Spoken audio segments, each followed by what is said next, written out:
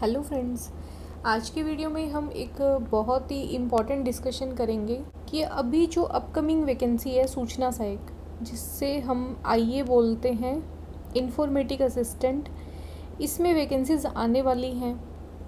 तो उसकी प्रिपरेशन हमें कैसे करनी है, वैकेंसीज कब तक आएंगी उनका कोई पॉसिबिलिटी नहीं है। हो सकता है आपको 1-2 महीने में अभी अक्टूबर तक देखने को मिल जाए और हो सकता है थोड़ा और डिले भी हो जाए, बट ये श्योर है कि वैकेंसी आएंगी। लास्ट वैकेंसी जो है वो 2018 के अंदर आई थी। अभी इसमें 1000 से 1200 तक की सीट आने का चांसेस है। अभी आप में से काफ़ी सारे कैंडिडेट ने जो बेसिक अनुदेशक या सीनियर अनुदेशक वाला एग्ज़ाम भी दिया होगा, तो उन सभी कैंडिडेट्स और प्लस जो सूचना सहायक की तैयारी करना चाहते हैं उन सभी कैंडिडेट्स के लिए ये वीडियो काफ़ी बेनिफिशियल रहने वाली है। तो देखो, एग्ज़ाम की स्ट्रेटेजी ये रहती है कि अगर वैकेंसीज़ आ जाएं उसके बाद में अगर आप तैयारी करते हो तो वो थोड़ी सी हमारी कमी हो जाएगी सिलेबस को लेके, क्योंकि सिलेबस के अकॉर्डिंग अगर आप इसका सिलेबस देखोगे उसके अकॉर्डिंग आपको पूरा का पूरा कवर करने में भी कुछ टाइम चाहिए होता है। और एग्ज़ाम जो है वो वैकेंसीज़ आने के बाद 3 से 4 महीने का टाइम आपको मिलेगा, उसमें इतना बड़ा सिलेबस कवर करना, और अगर आप कवर कर भी लेते हो तो उसका रिवीजन नहीं हो पाता। और उसका ड्रॉबैक ये हो जाता है, अगर आपने कोई भी टॉपिक पढ़ा उसके प्रैक्टिस क्वेश्चन नहीं किए तो ये मान लो वो आपका टॉपिक पढ़ा हुआ और नहीं पढ़ा हुआ एक बराबर हो जाएगा। इस टॉपिक से रिलेटेड जो क्वेश्चंस एग्ज़ाम में आ चुके हैं और कैसे क्वेश्चंस इस टॉपिक में से आते हैं, मोस्ट इम्पॉर्टेंट चीज़ रहती है ये। तो हमें एग्ज़ाम में सिलेबस को भी पूरा करना है, साथ में क्या क्वेश्चंस की स्ट्रेटेजी रहती है पूछने की। बोर्ड का लेवल आप अभी देख चुके हो बेसिक अनुदेशक वाले एग्ज़ाम में, तो जो चीज़ें अब हमने फेस की थी बेसिक अनुदेशक वाले एग्ज़ाम में वो आपको आगे सूचना सहायक वाले में देखने को ना मिले, उसके लिए हम 2 रेफरेंस ले सकते हैं। एक तो 2013 में भी इसका एग्ज़ाम हुआ था, फिर 2018 में। 2013 का जो लेवल था उससे काफ़ी अच्छा लेवल था 2018 में। अगली वैकेंसी अब मान लेते हैं 2022 में आएगी, तो इसका लेवल 100% बहुत ही शानदार रहने वाला है। लास्ट पेपर का हमें एज इट इज़ वो सिस्टम नहीं लेके चलना कि ऐसा ही पेपर आएगा। अधीनस्थ बोर्ड है, बोर्ड का नाम सुनते ही हमें सचेत होना है और तैयारी को अच्छा करना है, क्योंकि अधीनस्थ बोर्ड एग्ज़ाम में कुछ भी पूछ सकता है। जो सिलेबस में दिया है वो भी आपको करना है, साथ में आपको ग्रेजुएशन लेवल तक का, अगर बात करें डिग्री की तो बीटेक में आपने जो पढ़ा प्लस बीसीए और एमसीए के अंदर आपने जो पढ़ा, मोस्टली बीसीए में जो आपने पढ़ा वो सब आपको एकदम अच्छे से क्लियर होना चाहिए। आपको सिलेबस में वो नाम दे रखा है सब्जेक्ट का या नहीं दे रखा, उससे कोई मैटर नहीं करेगा। आपको तैयारी करनी पड़ेगी ग्रेजुएशन लेवल तक की, और अधीनस्थ बोर्ड वैसे क्वेश्चंस पूछ भी सकता है। ठीक है, तो मेन अभी हम बात करेंगे सिलेबस की, और पहली बात सिलेबस है क्या और फिर हम उसे कवर कैसे करेंगे, ये दोनों चीज़ें हम यहाँ पे डिस्कस करेंगे। देखो, सिलेबस के अंदर इन्होंने दिया कि 100 क्वेश्चन आएंगे, बट 100 क्वेश्चन नहीं आए थे, 150 क्वेश्चन आए थे। ठीक है, तो कुछ भी आ सकता है, उसका कोई ट्रस्ट नहीं करना, ये चीज़ें मैटर नहीं करती। हम चलते हैं सीधे सिलेबस के ऊपर। ये आपका सिलेबस है, तो यहाँ से आप स्टार्ट करो देखना। Problem solving, data interpretation DI, जो अभी हमें बेसिक अनुदेशक और सीनियर दोनों में देखने को मिला। Data sufficiency, logical reasoning, mental ability and analytical reasoning. तो ये तो पोर्शन हो जाता है आपका रीजनिंग का। रीजनिंग में अब आपको ये जो पोर्शन दिया है ये भी आपको कवर करना है, प्लस अदर जो रीजनिंग के टॉपिक है वो भी आपको कवर करने हैं। कंप्लीट रीजनिंग आपको अच्छे से कंप्लीट करनी है। प्रीवियस ईयर के अंदर जो भी क्वेश्चंस आए रीजनिंग के वो सब आपको सोल्व करने हैं। नेक्स्ट बात करेंगे जीके की, तो भारत और राजस्थान से संबंधित सामान्य ज्ञान। ठीक है, बात हो रही है सामान्य ज्ञान की, और साथ में इसमें जो करंट के क्वेश्चंस होते हैं, समसामयिक मामले, प्लस सूचना प्रौद्योगिकी के क्षेत्र में जो मुख्य विकास हुए हैं भारत में, राजस्थान में, तो वो सब चीज़ें आपको पता होनी चाहिए, और विश्व में भी। ठीक है, क्योंकि इन्होंने कोई एरिया डिसाइड नहीं किया। मोटी मोटी हम बात करें तो चांसेस है कि भारत लेवल तक के हमें सूचना प्रौद्योगिकी के क्षेत्र में जो भी नए अपडेट हुए, विकास हुए, वो सारी चीज़ें हमें अच्छे से देखनी है। कौन सी एप्लीकेशंस आई, कहाँ पे टेक्नोलॉजी का यूज़ हुआ, क्या चीज़ें हमें नई देखने को मिली, वो सारी चीज़ें इसमें इन्वॉल्व हो जाएगी। और जीके को कैसे कवर करेंगे ये अभी हम थोड़ी देर में देखेंगे। कंप्यूटर का सिलेबस शुरू हो जाता है यहाँ से, ठीक है। तो फर्स्ट जो बेसिक फंडामेंटल की बात करें, इनपुट आउटपुट डिवाइसेस हैं, पॉइंटिंग डिवाइसेस, स्कैनर, इसमें प्रिंटर कर लो। Overview of the computer system, मतलब बेसिक कंप्यूटर या फंडामेंटल कंप्यूटर जिसे हम बोलते हैं वो कंप्लीट आपको करना है। इसमें प्रिंटर भी डाल लो, और भी जो भी चीज़ें हम फंडामेंटल में पढ़ते हैं वो सारी चीज़ें इसके अंदर आ जाएंगी। मोस्ट इम्पॉर्टेंट जो टॉपिक है वो ये गै वाला भी है, इंट्रोडक्शन टू ऑपरेटिंग सिस्टम। तो ऑपरेटिंग सिस्टम का इंट्रोडक्शन, साथ में आपका पूरा का पूरा माइक्रोसॉफ्ट ऑफिस के अंदर वर्ड प्रोसेसिंग, वर्ड आ जाएगा, एक्सेल आ जाएगा, पावर पॉइंट आ जाएगा और MS एक्सेस आ जाएगा। ये आपको एक बहुत ही शानदार लेवल से तैयार करना है। अब आप पीछे के एग्ज़ाम देख लो, लेटेस्ट देख लो, आपको ऐसा कोई एग्ज़ाम नहीं मिलेगा जहाँ पे कंप्यूटर साइंस दिया हुआ हो और वो इस वाले पोर्शन से क्वेश्चंस को ना पूछे, ठीक है। फेवरेट टॉपिक है, हम इसको लाइटली ले लेते हैं कि चलो लास्ट टाइम पे हम रिवीजन कर लेंगे, बट ये आपको गलती इस बार नहीं करनी। ऐसा कोई क्वेश्चन नहीं होना चाहिए जो आपके इस टॉपिक में से गलत हो जाए, ठीक है। सबसे इजी है, सबसे नॉर्मल सा टॉपिक है, हर कोई समझ सकता है। अगर आपने PGDCA की है तो बहुत सारे लोग तो इसके ऊपर काम भी कर रहे हैं। टाइम अभी आपके पास है, और ये मेरा आपको एक सजेशन है कि आप इस चीज़ को, इस टॉपिक को अभी से तैयार कर लो। जितने भी शॉर्ट ट्रिक्स हैं, वर्ड के अंदर कितने सारे वो जो होते हैं ऊपर टैब्स होती हैं, उनके क्या मतलब होते हैं, होम की होती है, 2007 वाले जो MS ऑफिस है उसमें और 2010 वाले में क्या फ़र्क है, कंप्लीट डिटेल के साथ में आपको ये सब पढ़ना है। और साथ में आपको प्रीवियस ईयर के अंदर आए हुए टोटल क्वेश्चंस करने हैं जो भी MS Excel, PowerPoint, MS Access, इन सब टॉपिक में से पूछे गए हैं, ठीक है। और मेरा इतना कहना है कि जो क्वेश्चन आपको लगे अच्छा है उसे नोट डाउन कर लो, इसके नोट्स आप अलग से बना लेना। और 2018 का पेपर देखो, चाहे आप 2013 का, इसमें से काफ़ी पोर्शन आया था। पेपर एनालिसिस के अंदर मैं आपको बताऊंगी कौन से टॉपिक में से कौन से क्वेश्चंस आए हैं, किस सब्जेक्ट में कितने क्वेश्चन आए हैं। तो आपको सबसे ज़्यादा क्वेश्चन का जो एक पोर्शन मिलेगा वो आपको यही मिलेगा, ठीक है। तो मेन बात ये है कि आपको ये वाला जो पॉइंट है ये पूरा अच्छे से तैयार करना है। देन जो है हमारा सिलेबस है रिप्रेजेंटेशन ऑफ डेटा, डेटा का रिप्रेजेंटेशन। अब डेटा को रिप्रेजेंट करते हैं एनालॉग और डिजिटल, तो इन दोनों में क्या फ़र्क होता है, इनमें हम कैसे डेटा को रिप्रेजेंट करते हैं, बेसिक फंडामेंटल चीज़ें। देन आता है नंबर सिस्टम। तो नंबर सिस्टम, सारे नंबर सिस्टम की आपको जानकारी बेसिक, साथ में उन सब के कन्वर्ज़न, ऐसे कन्वर्ज़न भी आपको करने हैं, पॉइंट्स वाले नंबर के कन्वर्ज़न, ठीक है। कोई भी चीज़ आपको छोड़नी नहीं है। 1-2 क्वेश्चन आपको इस टॉपिक में से देखने को मिल जाते हैं किसी भी एग्ज़ाम में। Introduction to data processing, concept of files और उसके टाइप्स, ठीक है। तो ये सारे जो टॉपिक हैं ये आपको पढ़ने हैं। अब बात करते हैं नेटवर्किंग की। ये भी बहुत ही इम्पॉर्टेंट टॉपिक होता है प्रत्येक एग्ज़ाम के लिए, और सूचना सहायक में भी इसमें काफ़ी क्वेश्चंस पूछे गए थे। Introduction of internet technology and protocol, जो भी टेक्नोलॉजी हैं हम यूज़ करते हैं इंटरनेट के माध्यम से, और उनके पीछे प्रोटोकॉल्स कौन कौन से होते हैं, रूल्स कौन से होते हैं जो हम यूज़ करते हैं। फिर लैन मैन वैन, फिर है सर्च इंजन और services, introduction to online and tools, multimedia and graphics, ये पूरा एक अलग टॉपिक होता है। और वॉइस मेल, वीडियो कॉन्फ्रेंसिंग क्या होते हैं, इंट्रोडक्शन टू ई कॉमर्स, ये भी आपने देखा होगा, पूरा एक अलग सब्जेक्ट होता है। इसके कैसे क्वेश्चंस आते हैं, क्या क्या चीज़ें यहाँ पे हमें पढ़नी होती है, वो पूरा का पूरा एक अलग मैटर है। देन नेक्स्ट हम पढ़ते हैं कि security protecting computer system from viruses and malicious attacks, तो ये सारा आ जाता है सिक्योरिटी के अंदर। Firewalls and utilities, backup and restoring, ठीक है। ये टॉपिक मैंने अभी आपको बेसिक वाले में भी करवाया था, बैकअप और रीस्टोरिंग। ये पूरा का पूरा आ जाता है इंटरनेट सिक्योरिटी के अंदर। वायरसेस सारे पढ़ने होते हैं। देन फिशिंग क्या होती है, अटैक कितने तरह के होते हैं, कैसे कैसे हैकिंग होती है।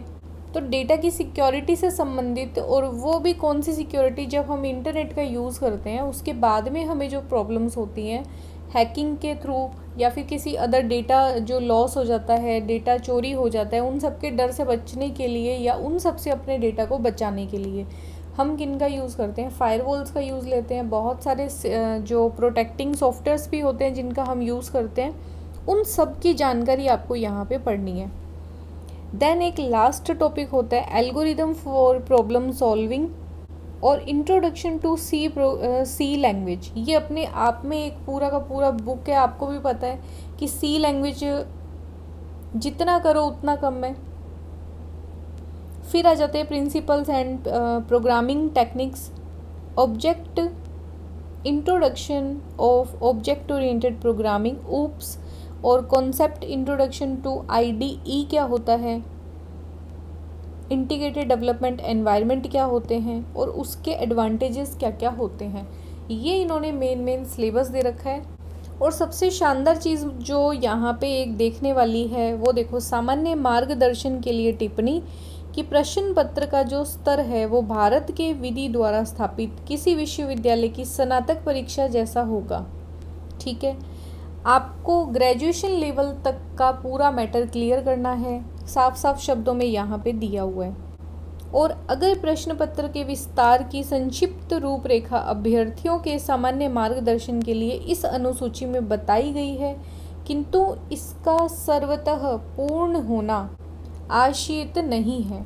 अब ये जो इन्होंने दे रखा है वो आएगा या नहीं आएगा उससे कोई मैटर नहीं करता। आपको किस चीज़ को बेस मान के चलना है कि आपने ग्रेजुएशन में क्या पढ़ा, स्नातक की जो आपकी परीक्षा होती है। अब कंप्यूटर साइंस के अंदर स्नातक की परीक्षा हो गई, बीटेक हो गया, BCA हो गया, उस लेवल का आपको पूरा कंप्लीट पढ़ के जाना है। सिलेबस में अगर वो दे रखा है तो भी अच्छा, नहीं दे रखा है तो भी आपको पढ़ के जाना है, उसमें से भी पेपर आ सकता है। ठीक है, तो यहाँ से आपको ये चीज़ लेकर चलनी है कि कुछ भी आ सकता है, आपको पढ़ना है और अच्छे से मैटर पूरा तैयार करना है। फंडामेंटल्स आपको एकदम स्ट्रॉन्ग करने हैं, चाहे वो सी के, ऊप्स के, या बात करें COA जो computer organisation architecture operating system, उनके सबके बेसिक फंडामेंटल जो चीज़ें हम BCA तक या BTech तक पढ़ते हैं वो सब आपको पढ़ना है। और साथ में फंडामेंटल की जो एक नींव होती है जहाँ से बहुत सारे क्वेश्चंस पूछे जाते हैं वो होते हैं ये आपके माइक्रोसॉफ्ट ऑफिस से। तो ये चारों आपको एकदम अच्छे से करने हैं। अब ये तो बात हो गई हमारी पूरी सिलेबस की। हमारा जो सिलेबस है वो इसके आसपास में रहने वाला है और हमें इस तरीके से ये पढ़ना है। अब ये पूरा का पूरा जो सिलेबस है उसके बारे में आपको एकदम अच्छे से समझ आ गया होगा। एक ओवरव्यू मैंने आपको दे दिया। बात करेंगे कि अब हम सिलेबस को पूरा कैसे करेंगे।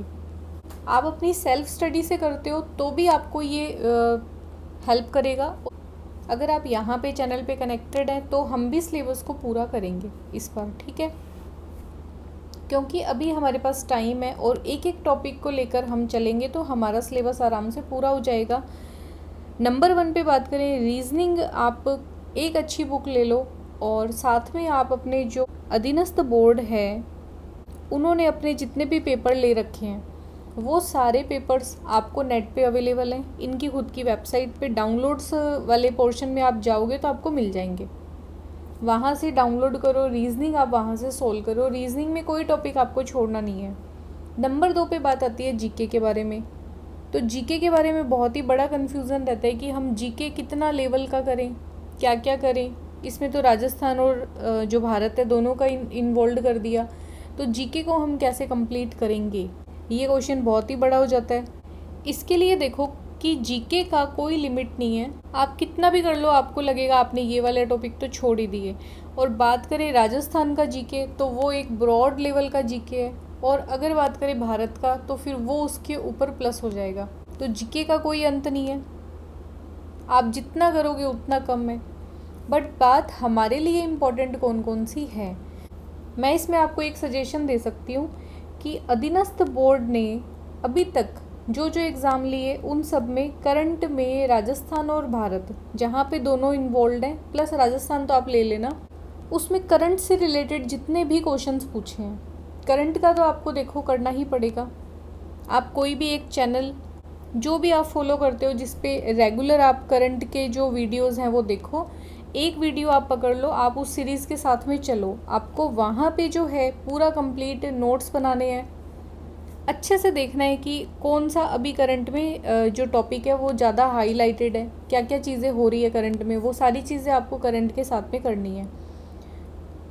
बट ये जो सामान्य ज्ञान है, इस सामान्य ज्ञान के लिए मैं आपको एक ट्रिक बता देती हूँ। जैसे या 2018 के आईए वाले एग्ज़ाम की ही हम बात करें, उसमें पूछा था अजंता की जो गुफाएं हैं वो कहाँ पे है, कौन सी स्टेट के अंदर हैं। इकोनॉमी सब्जेक्ट का भी एक आया था करंट का क्वेश्चन, और पॉलिटी से भी आ सकता है। ठीक है, तो ये जो सारे क्वेश्चंस हैं, इसमें आप अगर करंट को लेकर कोई एक वीडियो रेगुलर फॉलो करोगे तो वो क्या है कि आपको साथ में कुछ एक्स्ट्रा पॉइंट भी बताते हैं कि ये कौन से स्टेट से रिलेटेड है और क्या क्या चीज़ें हुई थी और कौन कौन से फंक्शन हुए हैं। तो वो सारी चीज़ें आप करंट में कर सकते हो अगर आप इंटरेस्ट लेकर करो। तो एक चैनल या एक वीडियो आप रेगुलर करंट की फॉलो कर लो, जिसमें जैसे उत्कर्ष के जो गौरव सर हैं वो वीडियोस लेते हैं। आप 1 घंटा ये सोच लो कि मुझे देखना ही है, आप जब भी फ्री हो तो उस टाइम पे आप देख लो। और उन 10-12 क्वेश्चंस में वो क्या करते हैं, भारत के और राजस्थान दोनों के क्वेश्चंस उसमें इन्वॉल्व करते हैं। तो ये मान लो वो 30 दिन में जो डेटा आपको प्रोवाइड करवा रहे हैं, 30 दिन में राजस्थान भारत का सिर्फ एक वो क्वेश्चन नहीं बताते, उस क्वेश्चन के साथ में उनसे जुड़े हुए जितने भी फैक्ट हैं। अब बात अगर चल रही है महाराष्ट्र की, तो महाराष्ट्र से संबंधित जो और फैक्ट होते हैं जो करंट में चल रहे हैं, जो थोड़े लास्ट के थे, बहुत ही फेमस थे, वो सारी चीज़ों के बारे में वो वहाँ पे एक वीडियो में बता देते हैं। या फिर आप अंकित अवस्थी सर हैं, उनको भी आप फॉलो कर सकते हो। ये दोनों ही बेस्ट हैं, दोनों में से आपको जो सही लगे, जैसी लैंग्वेज में आपको समझ आ रहा है आप उन्हें कर सकते हो। तो कोई एक चैनल आप पकड़ लो जिसका आप फॉलो करो रेगुलर, और एक ही पकड़ो, यूँ नहीं कि आप दोनों में अपना टाइम वेस्ट कर रहे हो। कोई एक फॉलो करो, उसको रेगुलर फॉलो करो, और प्रत्येक क्वेश्चन है ना वो अगर आपको नॉर्मल लगे, जो आपको आ रहा है आराम से, तो कोई दिक्कत नहीं है। वरना आप क्या करो, पूरे रजिस्टर को डिवाइड कर लो। ठीक है, स्टेट वाइज आप पूरे रजिस्टर को डिवाइड कर लो। राजस्थान का जहाँ पे नाम आता है, जैसे ये राजस्थान का पोर्शन है, तो इसमें आप राजस्थान के वन लीनियर की तरह, जैसे एक लाइन में जो नोट्स लिखने होते हैं, एक लाइन में लिखते जाओ, और जैसे भी आपको टाइम मिले आप उनको प्रॉपर रिवाइज करते रहो। ये एक शानदार चीज़ हो सकती है जीके को सही करने के लिए। और राजस्थान और जो भारत है, इन दोनों के आपको लगभग ये मान लो कि अगर आप ये चीज़ 6 महीने भी फॉलो करते हो, तो ये सिर्फ आपको एक स्टेट के बारे में कोई एक क्वेश्चन नहीं बताते, साथ में जो उसके जुड़े हुए फैक्टर हैं वो भी आपको पता चलते हैं। एक इंटरेस्ट भी डेवलप होता है कि चलो ठीक है, हमें कुछ एक्स्ट्रा चीज़ें सीखने को मिली। तो उस वजह से क्या है कि हमारा जीके जो है, इस तरह का जो एग्ज़ाम है, जैसे आईए वाला एग्ज़ाम, इसमें राजस्थान का जीके प्रॉपर नहीं दे रखा, आपको हिस्ट्री करना है, पॉलिटी करना है, अलग से नहीं दे रखा। आपको क्या बोला है कि सामान्य ज्ञान करना है। ठीक है, तो इसमें क्या है कि अगर ऐसे कोई 2-4 क्वेश्चन नहीं भी आते तो उससे कोई इशू नहीं है, क्योंकि फिर तो वो बात हो जाती है हम पूरा जीके को करें। ठीक है, एक वो अगर आप कर सकते हो तो बेस्ट है। अगर आपने कोई और एग्ज़ाम में वो अपना तैयार कर रखा है तो आप रिवाइज़ करते रहो आराम से। बट हम यहाँ पे बात कर रहे हैं अगर आपने जीके को नहीं कर रखा, तो आप अपना एरिया डिसाइड कर लो कि आपको फिक्स ये वाले जो टॉपिक है वो पढ़ने हैं, वो आपको अच्छे से याद हो रहे हैं, और उनको आप बार बार रिवाइज़ करो। अगर वो क्वेश्चन आता है एग्ज़ाम में तो आपके लिए बेस्ट है।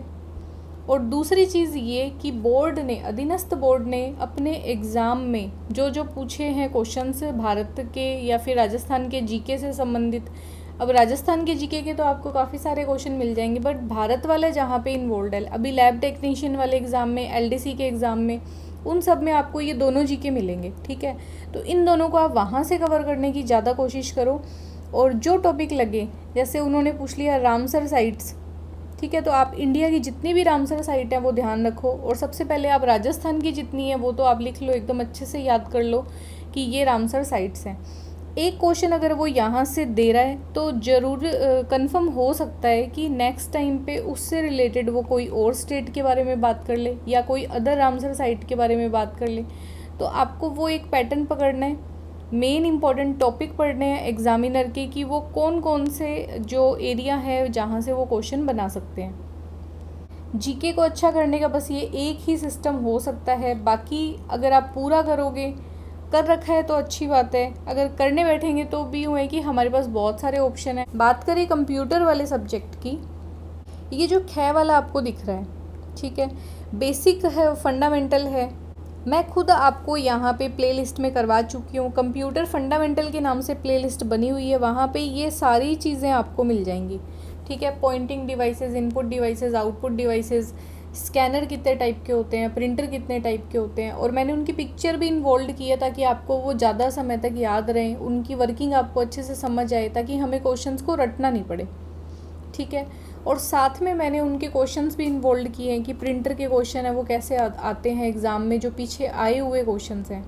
आपको क्या करना है कि वो प्लेलिस्ट आप देख सकते हो। कोई और चीज़ अभी अगर आपको कन्फ्यूज़न लगे, आपने जो पहले के नोट्स बना रखे हैं आप उनको रिवाइज़ करो, ये चीज़ आप अपने आप से तैयार कर सकते हो आराम से, ठीक है। नंबर 2 पे बात करें वर्ड प्रोसेसिंग शीट की, तो 9th क्लास की बुक में, RBSC में 9th में या 10th में ये पूरा का पूरा बहुत ही शानदार तरीके से समझा रखा है पूरा टॉपिक, ठीक है। इसमें वर्ड, माइक्रोसॉफ्ट ऑफिस आपको पूरा समझा रखा है, वो आप अच्छे से करो। और ये मैंने आपको बता दिया कि इसका आप टारगेट कर लो, इसका एक भी क्वेश्चन अगर आता है तो हमें माइनस में नहीं जाना, हमें ये क्वेश्चन अटैम्प्ट करना है और सही करना है। शॉर्ट ट्रिक्स जितनी भी होती हैं वो सब आप याद करो। एक छोटी पतली सी बुक आती है, मे बी अरिहंत की बुक आती है वो, उसमें काफ़ी सारे क्वेश्चंस होते हैं स्प्रेडशीट के, तो अगर वो बुक आप ला सकते हो, वो कोई 20-25 रुपए की बुक होती है, उसमें भी काफ़ी सारे क्वेश्चन दिए होते हैं, ठीक है, 1 लीनियर। तो आप उस बुक को लाके भी क्या है कि वहाँ से भी एक रीडिंग ले सकते हो, पढ़ सकते हो। बाकी जहाँ से जो क्वेश्चन मिले, नया क्वेश्चन मिलते ही आप अपने नोट्स में उसको अपडेट कर लो। और इसके तो मैं आपको ये बोलूँगी, ये नोट्स बनाए हुए आपको हर एग्ज़ाम में काम आएंगे। और ये एक ऐसा पोर्शन है जो हम मतलब एक लेज़ीनेस की वजह से, आलस आता है, नहीं पढ़ पाते, उस वजह से ये हमारा पोर्शन रह जाता है कि लास्ट में रिवीजन कर लेंगे और 2 दिन में रिवीजन हो जाएगा, 1 दिन में रिवीजन कर लेंगे, तो ऐसा पॉसिबल नहीं होता बाद में, और ये टॉपिक हमारा छूट जाता है। इसके कम से कम 10 क्वेश्चन पूछे गए थे 2018 के अंदर। आप इसका वेटेज देख लो, कितना ज़्यादा वेटेज है इसका। 2013 में भी पूछे गए थे। और इसके ये जो पोर्शन आपको दिख रहा है माइक्रोसॉफ्ट ऑफिस वाला, ये आपको पटवारी में, LDC में अगर कंप्यूटर पूछेंगे तो ये पोर्शन आपको ज़रूर देखने को मिलेगा, ठीक है। इसे आप एकदम अच्छे से मेंशन कर लेना, आप खुद के नोट्स बना लो। बाकी अगर मैं भी ये टॉपिक करवाऊंगी तो मैं इसको थोड़ा सा डिले करूंगी एक बार, आप खुद एक बार तैयारी शुरू करो, आप खुद करो, नोट्स बनाओ, उसके बाद में मैं आपको ये क्वेश्चंस करवा दूंगी, ठीक है। क्वेश्चंस मैं आपको इसके लगातार कंटिन्यू चैनल पे यहाँ पे डालती रहूँगी, तो आप वहाँ से अपनी भी प्रैक्टिस भी कर सकते हो। फिर हम बात करेंगे रिप्रेजेंटेशन ऑफ डेटा। अब इसमें डिजिटल एनालॉग, ये मैंने आपको नहीं बताया, ठीक है, तो ये चीज़ हमें करनी है। इंट्रोडक्शन टू डेटा प्रोसेसिंग और कॉन्सेप्ट ऑफ फाइल्स और उसके टाइप, ये भी हमने नहीं किया। बट नंबर सिस्टम, ये मैंने आपको बहुत ही अच्छे तरीके से समझाए हैं। पुराने जो प्रीवियस ईयर के अंदर क्वेश्चंस पूछे गए थे वो भी मैंने सारे जो चैनल है वहाँ पे अपडेट हैं, प्लेलिस्ट आप देखना। फिर ये जो नेटवर्किंग का पूरा सिलेबस है, सिक्योरिटी को लेकर जो पूरा सिलेबस है, और एल्गोरिदम, यहाँ तक का जो पूरा सिलेबस है आपका, ये हम टॉपिक वाइज एक एक टॉपिक को उठाएंगे, उसको करेंगे। उसके प्रीवियस ईयर के अंदर जो क्वेश्चंस आए हुए हैं वो रेगुलर अब जो है हम करते रहेंगे। देन सी लैंग्वेज जो है, सी लैंग्वेज देखो पूरा का पूरा एक सब्जेक्ट हो जाता है, उसके बहुत ही अच्छे जो जहाँ से क्वेश्चंस आते हैं वो सारे टॉपिक, और प्लस सी को बेसिक से लेके और लास्ट तक जहाँ तक क्वेश्चंस आ सकते हैं वो सारी चीज़ें हम कवर करेंगे। सी का मैं आपको एक अलग से प्लेलिस्ट बना के दूंगी, आप सी अपना वहाँ से ही कवर करना, इसके साथ अपने मिक्स नहीं करेंगे, क्योंकि ये टॉपिक के छोटे छोटे टॉपिक्स हैं, इनको हम एक एक टॉपिक उठा के कर सकते हैं। बट सी आपको एक पूरा प्लेलिस्ट चाहिए, उसमें आपको प्रॉपर पुराने जो क्वेश्चंस आए हुए हैं वो भी चाहिए, प्रैक्टिस करने के लिए क्वेश्चन भी चाहिए, तो वो सब चीज़ें मैं यहाँ पे अलग से प्लेलिस्ट बना दूँगी। इसके बाद में हम ओप्स जो है वो भी पढ़ेंगे, ऑब्जेक्ट ओरिएंटेड प्रोग्रामिंग लैंग्वेज, और IDE क्या होती है, उसके एडवांटेज क्या है, ये एक अलग प्रॉपर टॉपिक है, तो इसको हम एक टॉपिक में पूरा कर लेंगे। वन बाय वन धीरे धीरे चलेंगे। टॉपिक वाइज पूरे सिलेबस को करवा दूंगी मैं आपको यहाँ पे। और जो पुराने जितने भी क्वेश्चंस हैं अदर स्टेट के अंदर भी जो कंप्यूटर ऑपरेटर से रिलेटेड या इस ग्रेड पे के लगभग बराबर पीजीटी टीजीटी जो इंपॉर्टेंट क्वेश्चंस लगेंगे मैं आपको यहाँ पे रेगुलर अपडेट करवाती रहूँगी। आप उनके साथ में अपनी तैयारी करते रहो। एक एक टॉपिक करके भी अगर आप करोगे तो आप अपने सिलेबस को अच्छे से कवर कर लोगे एग्ज़ाम तक। तीसरी बात ये है कि हमें कोर्स परचेज़ करना चाहिए या नहीं करना चाहिए ऑनलाइन। ठीक है, देखो ऑनलाइन कोर्स अगर आप परचेज़ करते हो, जैसे अभी बहुत सारे ऐड भी दे रहे हैं ऑनलाइन ले लो या फिर आप कोचिंग ज्वाइन कर लो, तो मैं आपको जो सजेशन दूंगी, मुझे ये लगता है अगर आपने बेसिक अनुदेशक के लिए कोई कोर्स लिया था किसी भी कोचिंग इंस्टीट्यूट का, अगर आपने बेसिक अनुदेशक की तैयारी करी है, आपने कोई ऑफलाइन कोचिंग ली थी कहीं से भी या फिर आपने ऑनलाइन कोचिंग ली थी, ठीक है, दोनों में आपने अपने प्रॉपर नोट्स भी बनाए थे, सब कुछ आपने पढ़ा था, तो जो ये वाले बच्चे हैं जिन्होंने बेसिक अनुदेशक सीनियर अनुदेशक का बैच लिया था प्रॉपर, उन्होंने पूरा कंप्लीट किया, फिर वो अपना एग्ज़ाम दे के आए हैं, उन्हें अब जो सूचना सहायक वाला एग्ज़ाम आएगा उसके लिए कोई भी कोर्स लेने की ज़रूरत नहीं है। इनको अपने वो नोट्स वापस से उठाने हैं, उसमें जो गलतियां हैं, जो चीज़ें कम रह गई थी वो सारी चीज़ें अपडेट करनी है, रिवीजन करना है। प्रीवियस ईयर के अंदर आए हुए जो बहुत सारे एग्ज़ाम्स हैं उनके जो क्वेश्चंस हैं वो आपको प्रैक्टिस करने हैं। उस एग्ज़ाम में कोई क्वेश्चन आपको लगा ये बहुत ही अच्छा है तो उस क्वेश्चन को आपको अपने नोट्स के अंदर इन्वॉल्व करना है। ठीक है, इनकी स्ट्रेटेजी अलग रहेगी। अगर आप कर चुके हो तो आपको अपनी तैयारी स्टार्ट कर देनी चाहिए और अच्छे से तैयारी शुरू करो। वो नोट्स आप वापस उठाओ, उनको वापस अपडेट करो। क्वेश्चन से एक एक क्वेश्चन, जो जो बुक आपने परचेज़ की बेसिक और सीनियर अनुदेशक के लिए, जैसे दक्ष वाली बुक्स आई थी, किरण वाली बुक्स आई थी, अरिहंत की भी आई थी, ठीक है, तो वो जो भी बुक आपके पास अवेलेबल हैं वो सारी बुक्स आप वापस से रेफ़र करो। 9वीं 10वीं 11वीं 12वीं, ठीक है, ये 4 बुक काफ़ी अच्छी बुक्स हैं, इसमें काफ़ी अच्छा मैटर है। आप 11वीं की अगर बुक उठाओगे तो उसमें मैंने 11वीं की है या फिर वो 10वीं की बुक है, उसमें पूरी कंप्लीट सी दे रखी है। सी लैंग्वेज को इतना 110 पेज में दे रखा है उन्होंने, वो आप पढ़ो अच्छे से। वहाँ से आपके बेसिक कॉन्सेप्ट जो हैं वो पूरे होंगे। आपको टाइम कम यहाँ पे मिला था तो अब आपको टाइम बहुत मिला हुआ है। अभी तो कोई अभी हाना ही नहीं है वैकेंसी की। आप इस टाइम को यूटिलाइज़ करो, इसे वेस्ट मत करो। ठीक है, आप अपना रिवीजन करो, अच्छे से उन चीज़ों को पढ़ो और वो जो नोट्स है ना उनको आपको नए सिरे से स्टार्ट नहीं करना। आप उन नोट्स में पेज ऐड करते जाओ, टॉपिक ऐड कर दो, ठीक है, पुराने जो क्वेश्चन आपको लगे वो आप ऐड कर दो। तो इस तरीके से आपको तैयारी करनी है। बट अगर आप पहली बार सूचना सहायक की तैयारी करना चाहते हैं, ठीक है, और आपने अभी तक कोई एग्ज़ाम दिया नहीं है कंप्यूटर साइंस से संबंधित, तो आपको ऑनलाइन बैच ले लेना चाहिए। क्योंकि ऑनलाइन का और ऑफलाइन का ये दोनों जो बैच चलते हैं, ऑफलाइन में देखो आपको वहाँ पे जाना पड़ेगा। अब अगर आप आइएगा फर्स्ट टाइम एग्ज़ाम दोगे तो चांसेस है कि आप कॉलेज के अंदर अभी हो, या तो आप बीटेक कर रहे हो या फिर आप बीसीए कर रहे हो या फिर आप अभी अभी पास आउट हो। ऑफलाइन में बहुत ज़्यादा टाइम भी वेस्ट हो जाता है और साथ में आने जाने में, वहाँ पे रहने में, हो सकता है आप बाहर किसी अदर जो शहर है वहाँ से आके रहना चाहते हो या कोचिंग करना चाहते हो जयपुर में जाके, तो वो चीज़ें थोड़ी सी हमारे लिए कॉस्टली हो जाती है, सारे बच्चे नहीं जा पाते। आप ऑनलाइन बैच भी ले सकते हो। मुझे ये ज़्यादा सही लगता है कि आप ऑनलाइन लेकर अपना एक प्रॉपर लाइब्रेरी ज्वाइन कर लो, वहाँ पे आप अपनी तैयारी अच्छी करो, टाइम दो उस चीज़ को, और आपको ये ले लेना चाहिए। एक तो ऑनलाइन बैच में कोई ज़्यादा फीस नहीं होती, दूसरी एक प्रॉपर आपको गाइडेंस मिल जाती है कि आपको क्या सब्जेक्ट कैसे पढ़ना है। क्योंकि बीसीए के अंदर या बीटेक में आप एक अलग लेवल से पढ़ते हो और कंपटीशन में कैसे क्वेश्चन आते हैं वो थोड़ा सा पैटर्न अलग हो जाता है। तो आपको इसके लिए ऑनलाइन वाला बैच ले लेना चाहिए, बेस्ट होता है वो। सारी जो क्लासेस हैं वो आपको मिल जाएंगी, आप कहीं से भी उसे एक्सेस करो, मगर प्रॉपर नोट्स बनाओ। जो जो बुक आपको रेफ़र की जाती है वो सारी बुक आप परचेज़ कर लो, ठीक है, उनको पढ़ो। ऐसा नहीं कि परचेज़ करके रख दी, ख़रीद ली और साइड में रख दी, हमने उनको उठा के नहीं देखा। आप उनको पढ़ो, यही टाइम होता है तैयारी करने का। आप इस टाइम का अच्छे से यूटिलाइज़ कर लोगे तो जब वैकेंसीज आती हैं, ठीक है, वो जो बच्चे 3-4 महीने की तैयारी करेंगे, अपना कोर्स पूरा करेंगे, उन सब बच्चों से आप उतने ज़्यादा आगे हो जाते हो अगर आप आज से तैयारी शुरू करते हो। ठीक है, तो ये बेनिफिट्स होते हैं। आप प्रत्येक क्वेश्चन पे एनालिसिस कर सकते हो, बहुत सारे क्वेश्चंस को एक्सप्लोर कर सकते हो, बहुत सारे एग्ज़ाम के जो अंदर क्वेश्चंस आए हुए हैं उनको आप देख सकते हो।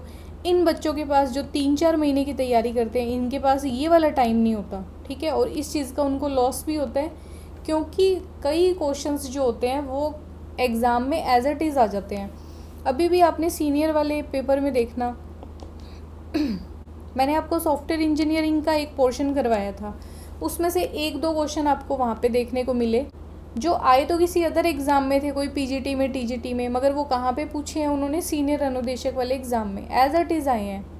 एआई के, ब्लॉकचेन के, मशीन लर्निंग के, पाइथन के काफ़ी सारे क्वेश्चन आ जाते हैं। तो इस तरीके से बहुत सारे क्वेश्चन जो हैं हमें रिपीटेड क्वेश्चन भी मिल जाते हैं। वर्ड, एक्सेल, पावर पॉइंट करने का आपको अच्छे से टाइम मिल जाएगा। अगर 3-4 महीने में हम वर्ड एक्सेल को ही करें तो लगभग 2-4 दिन, 5 दिन हमारे वेस्ट हो जाते हैं। हम सोचते हैं चलो 5 दिन अभी रहने देते हैं, बाद में पढ़ेंगे, बट वो फिर इग्नोर ही हो जाता है। ठीक है, आप अब उसको प्रॉपर टाइम दो, अच्छे से अपनी रिवीजन करो, उस चीज़ का एक अलग बेनिफिट निकल के आएगा और वो रिज़ल्ट आपको दिखेगा आपके एग्ज़ाम में। ठीक है, तो कोर्स किसको लेना है, किसको नहीं लेना, हालांकि ये आपका व्यक्तिगत डिसीज़न हो सकता है। आपको लगे कि आपको अभी अच्छे से समझ नहीं आया या आपको लेने की रिक्वायरमेंट है, आप खुद अपनी जो स्थिति है उसको अच्छे से जानते हो, बट मेरा सजेशन यही है आपको कि सब्जेक्ट वही है, सिलेबस वही रहने वाला है, अधीनस्थ बोर्ड वही है। आप बार बार वो है ना कोचिंग लेके हम टाइम वेस्ट करें और वही सेम ही सिलेबस है। अगर आपको कोई और अदर एग्ज़ाम की तैयारी करनी है, जैसे थोड़ा सा और बड़ा एग्ज़ाम देना है, पीजीटी टीजीटी वाले एग्ज़ाम देने हैं, तो हो सकता है आपको कोर्स लेना पड़े। बट अगर सूचना सहायक का देना है तो अगर आपने बेसिक अनुदेशक या सीनियर अनुदेशक के लिए बैच लिया था तो इनफ है, आप उसको लेकर तैयारी करो। टेलीग्राम पे जो भी ग्रुप्स हैं वो सारे ज्वाइन कर लो, उसमें आपको जो भी क्वेश्चन अच्छा लगा स्क्रीनशॉट ले लो और वो अपने क्वेश्चंस जो भी आप एक कॉपी लगाओगे उन क्वेश्चंस में वो आप ऐड करते रहो। अब हमें सिलेबस में से कौन सा टॉपिक स्टार्ट करना है, ठीक है, जैसे मैंने आपको बोला था कि कल से कंफर्म जो है हम प्रॉपर सिलेबस स्टार्ट कर देंगे, टॉपिक वाइज चलेंगे, शांति से सिलेबस को करेंगे। लास्ट टाइम पे हमें बहुत ही टाइम जो है वो बहुत ही कम मिला था। तो जितने भी स्टूडेंट आप सब लोग चैनल पे जुड़ोगे, आपको एक अच्छा मटेरियल मैं प्रोवाइड करवाऊंगी। जो पुराने जो भी क्वेश्चंस आए हैं, अच्छे बढ़िया क्वेश्चंस एग्ज़ाम में जो आते हैं, उन सब के ऊपर हम डिस्कशन करेंगे। देखा होगा आपने, मैं नवोदय के क्वेश्चन भी अभी डाल रही हूँ जैसे, तो जो क्वेश्चन आपको टॉपिक में, अब हम पढ़ रहे थे ऑपरेटिंग सिस्टम से रिलेटेड जो क्वेश्चन है वो मैं पोस्ट कर रही हूँ। बट ऐसे नहीं कि कन्फ्यूज़न में, मैंने वो नवोदय का प्रॉपर प्लेलिस्ट बना दिया कि नवोदय के जो क्वेश्चन हैं वो इसके अंदर है 2019 वाले। वैसे ही हम टॉपिक वाइज चलेंगे और एक एक करके ये सारी चीज़ें पढ़ेंगे। अभी जो स्टार्ट करेंगे वो नेटवर्किंग का स्टार्ट करेंगे। ये टॉपिक हमारा लास्ट टाइम पे जो है पेंडिंग रह गया था और इसे अब हम स्टार्टिंग से लेकर चलेंगे और वन बाय वन पूरे टॉपिक करते करते साथ साथ में इनके MCQ भी सॉल्व करेंगे, जिससे आपको एक कॉन्फिडेंस मिलेगा टॉपिक को लेके। ठीक है, तो अब आप और डिले मत करो, आप अपनी तैयारी में लग जाओ। अगर आप कोई और काम करते हो तो 2-4 घंटे डेली आज से देना शुरू करो, ताकि आपको पेपर के पास में ज़्यादा कोई छुट्टियां भी ना लेनी पड़े। साथ में एक कॉन्फिडेंस रहे कि हाँ, मैंने तैयारी कर रखी है, मेरा सिलेबस पूरा है, मुझे बस एक जाके एग्ज़ाम दे के आना है। ठीक है, आप अपने 2-4 घंटे भी देते हो तो वो भी आपको बहुत ही ज़्यादा बेनिफिट देने वाले हैं। पूरा डिस्कशन आपको कैसा लगा मुझे ज़रूर बताएं, और अगर आप चैनल पे नए हैं तो चैनल को सब्सक्राइब ज़रूर कर लें, साथ में बेल आइकन को भी प्रेस कर लें, ताकि जो भी वीडियो मैं अपलोड करती हूँ आपको टाइम से उसका नोटिफिकेशन मिल जाए। मिलते हैं नेक्स्ट वीडियो में। Thanks for watching.